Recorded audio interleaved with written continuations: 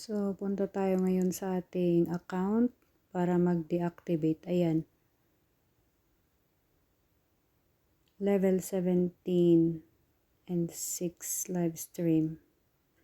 Pero mag-deactivate tayo kasi ayaw kong mag-stay sa agency na hindi nagre-release.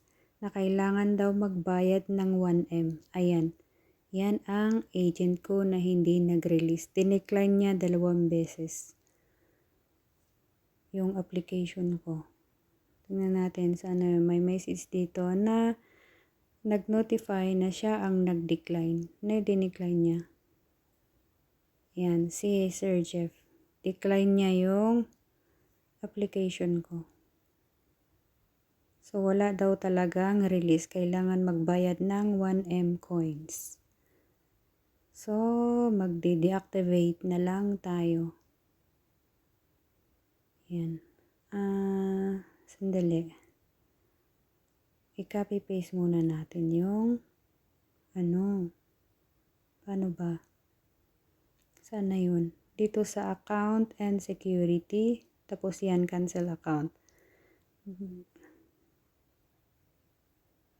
Yan, confirm delete.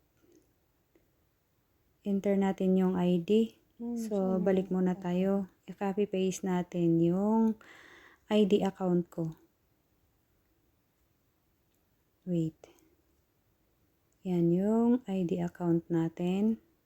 I-copy natin.